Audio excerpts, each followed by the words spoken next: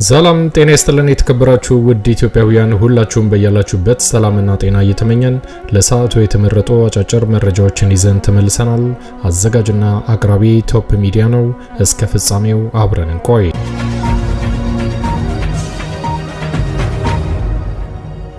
ክቡራን አድማጮች እንደተለመደው ይሄ መረጃ ለፍትህ፣ ለዲሞክራሲ፣ ለእኩልነት ለሚታገሉ ንጹሃን ወገኖቻችን በአጠቃላይ ድምጽ ለመሆን ስለሚረዳ ወዳጆቼ ላይክ በማድረግ እንድትጀምሩ ስል በትህትና ለማስታወስ እወዳለሁ።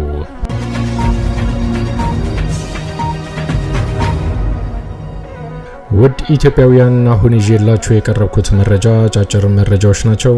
የመጀመሪያው መረጃ የሙዚቃው ንጉስ ቴዎድሮስ ካሳሁን ትላንትና የለቀቀው አልበም በኢትዮጵያ የሙዚቃ ታሪክ በአንድ ቀን ብቻ ከ40 ሚሊዮን በላይ ተመልካች በማግኘት ሪከርድ እንደሰበረ ተረጋግጧል። ብልጽግናን ያስደነበረውና ጠቅላይ ሚኒስትሩን ወጥቶ እንዲናገር ያደረገው የቴዎድሮስ ካሳሁን ሙዚቃ በሚሊዮን የሚቆጠሩ ኢትዮጵያውያን በፍቅር አዳምጠውታል። በዚህ ሙዚቃ ጠቅላይ ሚኒስትር አብይ አህመድ እንደ ተራ አክቲቪስት በኢትዮጵያ ቴሌቪዥን እንዲሁም በቃናና በተለያዩ የቴሌቪዥን ጣቢያዎች ላይ በተደጋጋሚ እየወጣ ለመታየት ቢሞክርም እንኳን የኢትዮጵያ ሕዝብን ልብ ሊገዛ ይቅርና ደጋፊዎቼ የሚላቸውን 15 ሚሊዮን የብልጽግና አባላትን መቆጣጠርና እንዲመለከቱት ማድረግ አልቻለም። እያንዳንዱ ጠቅላይ ሚኒስትሩ የተናገረበት ቪዲዮ በአጠቃላይ እጅግ በጣም በሚያሳዝን ሁኔታ አንድ ጠቅላይ ሚኒስትር ሳይሆን ተራ አክቲቪስት የተናገረው ይመስላል። የተለያዩ ነገሮችን በድፍረት የሚናገረው ጠቅላይ ሚኒስትር አብይ አህመድ አሁንም የቴዲ አፍሮን የሙዚቃ አልበም ለማደናቀፍ በሚመስል መልኩ በብዙ ቴሌቪዥንና የዩቲዩብ ቻናል ላይ መግለጫ ቢሰጥም ጆሮ ሰጥቶ የሚያዳምጠው መነጋገሪያ አጀንዳ አድርጎ የሰማው የለም። ነገር ግን የቴዎድሮስ ካሳሁን ሙዚቃ ከተለቀቀ በኋላ እጅግ በጣም በሚያስገርም ሁኔታ በ24 ሰዓት ውስጥ ሪከርድ ተሰብሮ ከ40 ሚሊዮን በላይ ኢትዮጵያውያን እንዲመለከቱትና እንዲነጋገሩበት አድርጓል። ለታሪክ እንዲቀመጥና እንዲመዘገብ የተደረገው የቴዲ ሙዚቃ 40 ሚሊዮን ቪው በ24 ሰዓት ውስጥ በማግኘት ሪከርዱን ሰብሮ አስመዝግቧል። የቴዲ አፍሮ አዲስ አልበምና ስኬቶቹ በ24 ሰዓት ብቻ ከ40 ሚሊዮን በላይ ተመልካች ያገኘ ብቸኛው የሙዚቃ አልበም ኢትዮሪካ በቴዲ አፍሮ ተመዝግቧል። ድምፃዊ ቴዎድሮስ ካሳሁን ቴዲ አፍሮ ከ9 ዓመታት ቆይታ በኋላ 18 ሙዚቃዎችን ያካተተ ኢትዮሪካ የተሰኘ 6ኛ አልበሙን በትላንትናው ዕለት በዚህ ሰዓት በይፋ የለቀቀ ሲሆን ከፌስቡክ እስከ ቲክቶክ ከዩቲዩብ እስከ ኤክስ መነጋገሪያ ሆኖ ቀጥሏል።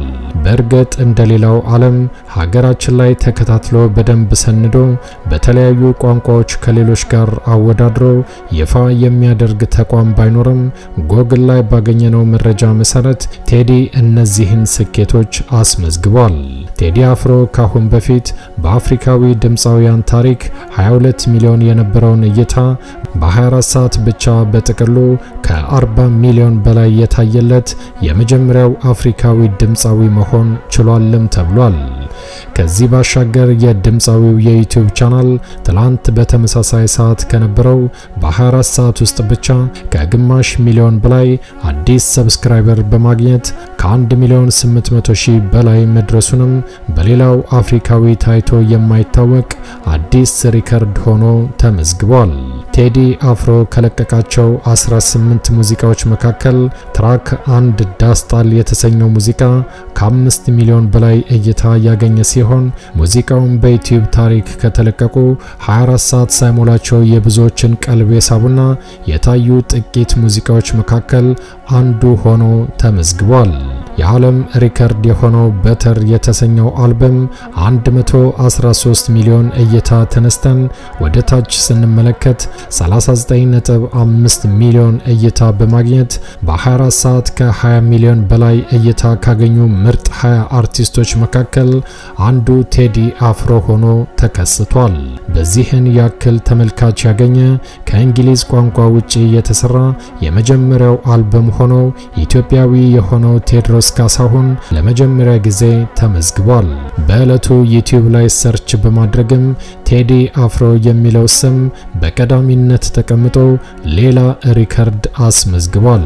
በጥቅሉ በ24 ሰዓት ውስጥ ዳስጣል የተባለው ሙዚቃ ከ5 ሚሊዮን በላይ፣ ኢትዮሪካ ከ1.5 ሚሊዮን በላይ፣ ሳምናው ከ1.3 ሚሊዮን በላይ፣ ተወዳጅ ከ1 ሚሊዮን በላይ፣ ስምምነን ከ1.8 ሚሊዮን በላይ፣ ጽዮን ሙሽራዬ 2 ሚሊዮን በላይ፣ ታንታጎ ከ1.2 ሚሊዮን በላይ፣ የማረግ ጥግ ወደ 955,000 ሺቢባል ከ1.5 ሚሊዮን በላይ፣ ታየኝ ከ1.2 ሚሊዮን በላይ፣ በመስኮቱ ከ1.2 ሚሊዮን በላይ፣ ብልጭታ ከ1.4 ሚሊዮን በላይ፣ የአዞምባ ከ1.4 ሚሊዮን በላይ፣ ዘጸዳል ከ1.4 ሚሊዮን በላይ፣ መሬማ 2.2 ሚሊዮን በላይ፣ መርከብ ከ1.5 ሚሊዮን በላይ፣ ስማራሴ ከ1.6 ሚሊዮን በላይ፣ በመጨረሻ ጀንበር የተሰኘው ትራክ ከ3 ሚሊዮን በላይ በማስመዝገብ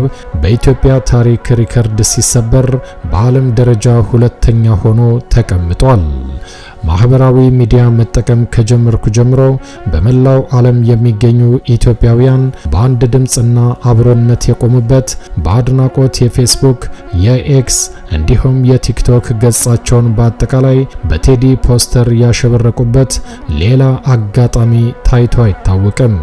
በአጠቃላይ የብልጽግናው ጠቅላይ ሚኒስትር አብይ አህመድ በኢትዮጵያ እንዳበቃለትና ከአሁን በኋላ የሚቆየው በሰራዊቱ መስዋዕትነትና አምባገነን በመሆን ብቻ እንደሆነ የተረዳበት እንደሆነም ይፋ ተደርጓል። በተጨማሪም በኢትዮጵያውያን የታየው ሌላ አስገራሚ ነገር ቁጭት፣ ደስታ፣ ሐዘን፣ ንዴት፣ ጭፈራ፣ ለቅሶ፣ ወኔ፣ መነሳሳትና የተለያዩ ስሜቶች ተንጸባርቀዋል።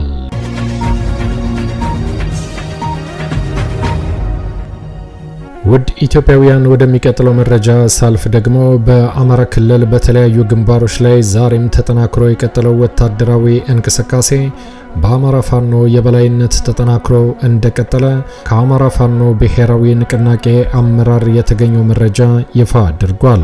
ሚያዝያ 9 2018 ዓ.ም ንፋስ መውጫ አካባቢ ጠንካራ እርምጃ እንደተወሰደ አፋብን በሰጠው መግለጫ አረጋግጧል። ለምርጫ ቅስቀሳ የተንቀሳቀሰው የብልጽግናው አገልጋይ አመራሮቹን አስበልቶ በትንትኑ ወጥቷል ብሏል። ሚያዝያ 9 ቀን 2018 ዓ.ም ከንፋስ መውጫ ከተማ ወደ ሳሌ ለምርጫ ቅስቀሳ እንቅስቃሴ አድርጎ የነበረው የመንግስት ካዳሚ ኃይል አመራርን ጨምሮ በርካታ ኃይሉ ተበልቶበት በትንትኑ እንዲወጣ ተደርጓል ሲል አፋብን በሰጠው የግንባር መረጃ ይፋ አድርጓል። ህዝባችን መጋቢት 24 2018 ዓ.ም ሰላም ሳይኖር ምርጫ ሊኖር አይችልም፣ ጦርነትና ምርጫ አብረው አይሄዱም በማለት ህዝባዊ ሰልፍ ማድረጉ የሚታወቅ ነው። በመሆኑም ይህን ከህዝቡ ፍላጎትና ምርጫ ውጪ ህዝብን በማደናገርና በማወናበድ ላይ የተሰማራው ወንበዴ ስርዓት በአማራ ፋኖ ብሔራዊ ንቅናቄ ጎንደር ጠቅላይ ግዛት እዝ 206ኛ ከፍ ያለው ደሴ ኮር አንበሳው ጋይንት ክፍለ ጦር ዋና ወታደራዊ አዛዥ በአርበኛ አንደበት ክንዳለም እየተመራ ለምርጫ ቅስቀሳ የተሰማራውን የብልጽግና አጎብዳጅ የፖሊስ አመራር ሳጅን ደሞዝ ገደፋው መኩሪያን ጨምሮ በአማራ ፋኖ በተወሰደባቸው ድንገተኛና መብረቃዊ ጥቃት በርካታ አመራሮችና አባላቶቹን ሰውቶ የምርጫ ካርዶቹን ኮረጆን በታትኖ የተረፈው እንዲፈረጥጥ ተደርጓል ብለዋል። ይህ በእንዲህ እንዳለ የክፍለ ጦሩ ዋና ወታደራዊ አዛዥ አርበኛ አንደበት ክንዳለም እንደተናገረው ከሆነ በየትኛውም ሰዓትና ጊዜ የህዝብን ድምጽ ያላከበረ ስርዓት እንደማይቀጥል ተረድቶ ሁሉም የሚሊሻ አድማ ብተና ፖሊስና መከላከያ ኃይል በሙሉ ስርዓቱን ለማስቀጠል የሚታተር የትኛውም ቡድንና አካል ላይ አስፈላጊውን እርምጃ የምንወስድ መሆኑን ተረድታችሁ ያለምንም ቅድመ ሁኔታ ተቋማችንን እንድትቀላቀሉና ከህዝቡ ጎን እንድትቆሙ ጭምር ጥሪያችንን እናስተላልፋለን ሲል ይፋ አድርጓል። ነጻነታችን በክንዳችን ይከበራል። የአማራ ፋኖ ብሔራዊ ንቅናቄ ጎንደር ጠቅላይ ግዛት በላይ እዝ 206ኛ ከፍ ያለው ደሴ ኮር ህዝብ ግንኙነት ኃላፊ በሰጠው መግለጫ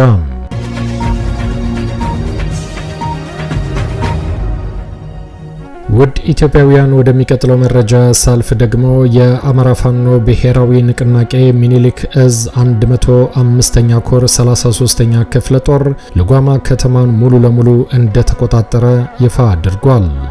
ሚኒሊክ እዝ 105ኛ ኮር 33ኛ ክፍለ ጦር ሰሞኑን ለተከታታይ ቀናቶች ተጋድሎ በማድረግ በርካታ የፋሽስቱን ጥምር ዙፋን ጠባቂ ወታደር በመደምሰስ ሚያዝያ 9 2018 ዓ.ም ልጓማ ከተማን ሙሉ ለሙሉ እንደተቆጣጠረ የቀረውን አጽድቶ እንደተረከበ ትላንትና ሚያዝያ 8 2018 ዓ.ም ወሳኝና ቁልፍ ቦታዎችን መቆጣጠር እንደጀመረ አብስሯል።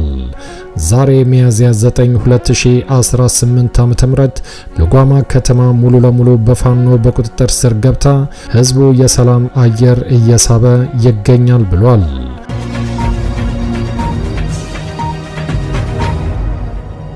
በተመሳሳይ በጎጃም አካባቢ በተደረገ ጠንካራ ውጊያ የደብረ ማርቆስ ሆስፒታል በአድማ ብተና ቁስለኞች ሲጥለቀለቅ በሊባኖስ ግንባር 206ኛ ኮር ከ45 በላይ የጠላት ኃይልን እንደደመሰሰ የአማራ ፋኖ ብሔራዊ ንቅናቄ በሰጠው መግለጫ ይፋ አድርጓል።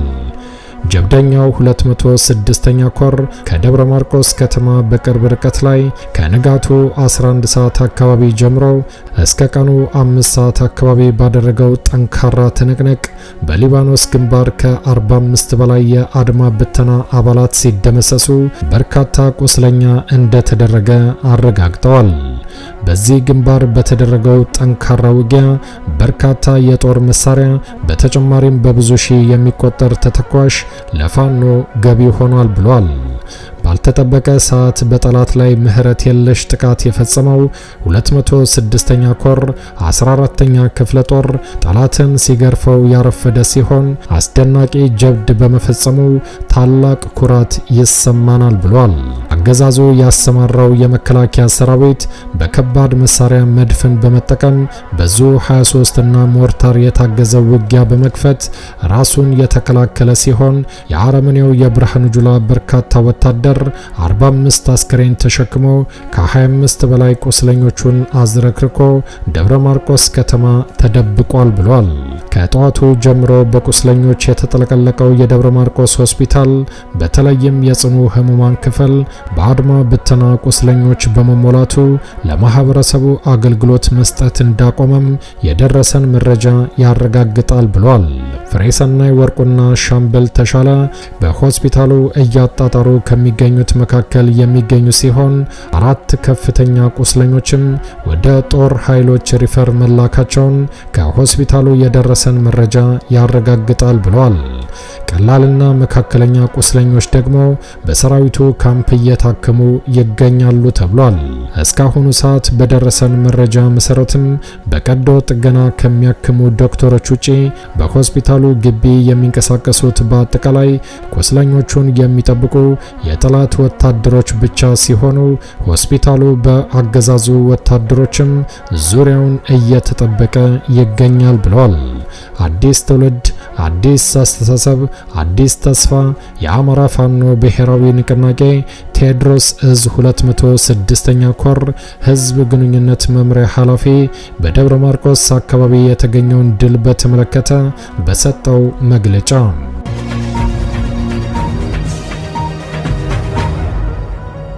ውድ ኢትዮጵያውያን ወደሚቀጥለው መረጃ ሳልፍ ደግሞ የአማራ ፋኖ ብሔራዊ ንቅናቄ ሚኒሊክ እዝ 105ኛ ኮር ስር የሚገኘው የ71ኛ ክፍለ ጦር አርበኞች ሚያዝያ 8 ቀን 2018 ዓ.ም በስድስት የተለያዩ ግንባሮች ባካሄዱት ጠንካራ ኦፕሬሽን የአገዛዙ ወታደሮችና ካድሬዎችን በመደምሰስ የምርጫ ቁሳቁሶችን ጨምሮ በርካታ ወታደራዊ ሎጂስቲክ እንደወደመ አሳውቀዋል።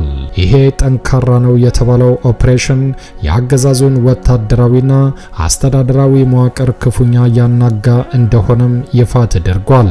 በመጀመሪያው ግንባር በክፍለ ጦሩ ስር ከአንደኛና ሁለተኛ ሬጅመንቶች የተወጣጡ የፋኖ አህዶቻችን በጋራ ባከናወኑት ከፍተኛ ተጋድሎ ባከት ላይ ከፍተኛ ድል ተመዝግቧል ብሏል።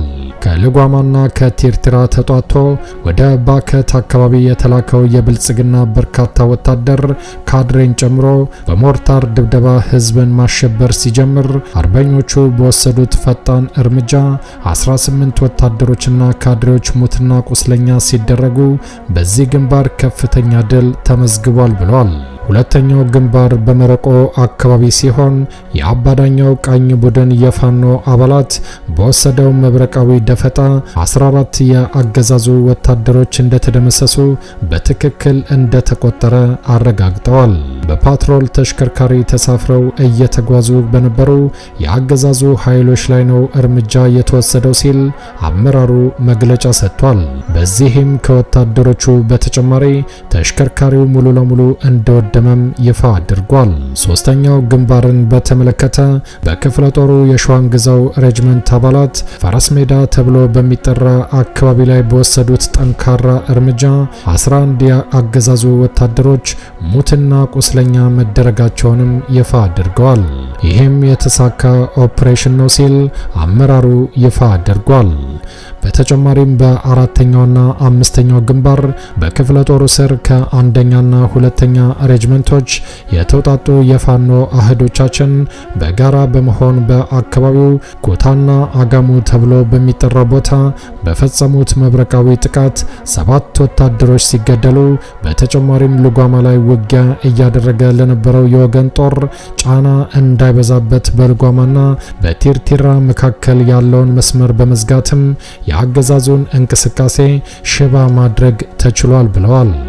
ስድስተኛው ግንባር የ71ኛው ክፍለ ጦር አርበኞቻችን ከ33ኛ ክፍለ ጦር አርበኞች ጋር በመሆን ልጓማ ከተማ ላይ የነበረውን ጦር በመደምሰስ ከተማውን ሙሉ በሙሉ የተቆጣጠሩበትን ከፍተኛ ድል አስመዝግበዋል ብሏል። በከተማዋ የሚገኘውን የብልጽግና ቢሮ በመስበር ህዝብን ለማደናገርና ለማጭበርበር የተዘጋጀውን የምርጫ ካርድና መዝገብን በማቃጠል የአገዛዙን የውሸት ምርጫ ድራማ ሙሉ ለሙሉ ማክሸፍ ተችሏልም ብሏል። በአጠቃላይ ሳጅን አባናደው ክፍለ ጦር በዚህ ከፍተኛ ተጋድሎ 26 የአገዛዙ ወታደሮችን ሲያስወግድ 24 ወታደሮችን ደግሞ እንዳቆሰለ ክፍለ ጦሩ በላከው መረጃ አረጋግጧል። እንዲሁም አንድ ወታደራዊ ፓትሮል ተሽከርካሪ ሙሉ ለሙሉ እንደተቃጠለም ይፋ አድርጓል። ህልውናችን በተባበረ ክንዳችን፣ ድል ለአማራ ህዝብ፣ ድል ለአማራ ፋኖ። የአማራ ፋኖ ብሔራዊ ንቅናቄ ሚያዝያ 9 ቀን 2018 ዓ.ም ስድስቱ ግንባሮችን በተመለከተ በላከው መረጃ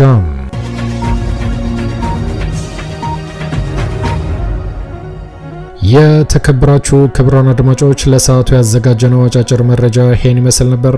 እንደወትሮ ለማስታወስ እንወዳለን ለቻናሉ አዲስ ከሆናችሁ ሰብስክራይብ በማድረግ የደወል ምልክቷን በመጫን ፈጣንና ታማኝ መረጃዎችን መከታተል ይችላሉ። አዘጋጅና አቅራቢ ቶፕ ሚዲያ ነበር። በሌሎች አጫጭር መረጃዎች እስከምንገናኝ ቸር ያሰማን። ኢትዮጵያ ለዘላለም ትኖር። ዘረኝነት ይውደም።